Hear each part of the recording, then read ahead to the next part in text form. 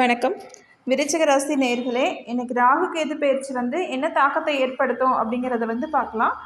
ராகு கேது பயிற்சி உலகம் முழுவதும் முற்று கவனிக்கப்படுது. அதில் எதிர்பார்க்கப்பட்ட ராகு கேது பயிற்சி இன்னைக்கு நடைபெறுது. ராகு கேது பயிற்சி உலக அளவில் எந்த மாதிரியான தாக்கத்தெல்லாம் ஏற்படுத்தும் அப்படிங்கிறதுல பார்க்கலாம். ராகுகேது சர்ப்ப கிரகங்கள் அப்படின்னு சொல்லுவோம். இதை நிழல் கிரகங்கள் அப்படின்னும் சொல்லுவாங்க. வாக்கிய பஞ்சாங்கப்படி பார்த்தோன்னா 26/4/2025 தேதி திருக்கணிதப்படி இன்று 18/5/2025 ராகுகேது பயிற்சி நடைபெற இருக்கு. அதன்படி ராகு பகவான் மீன ராசியிலிருந்து கும்பராசிக்கும், கேது பகவான் கன்னிராசியில இருந்து சிம்ம ராசிக்கு மாறுகிறாங்க.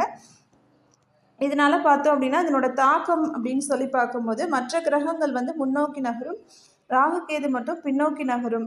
பொதுவாக ராகு கேதுவுக்கு ஸ்தான பலன் இல்லை. கும்பம் மற்றும் சனியோட வீடு தன்னுடைய சதய நட்சத்திர வீட்டில் ராகு பயிற்சி ஆகிறார்.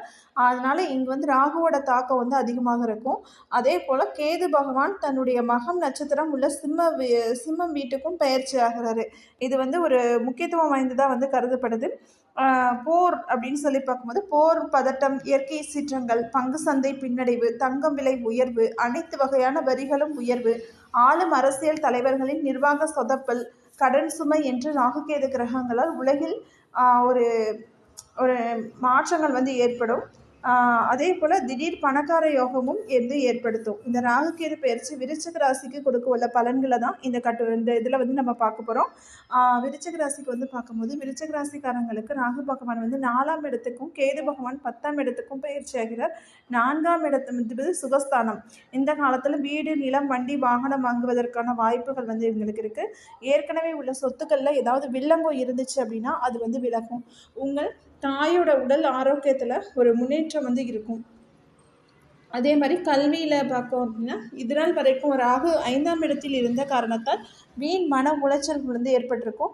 காரிய தடங்கல்கள், தோல்விகள், மனம் துவண்டிருப்பீங்க.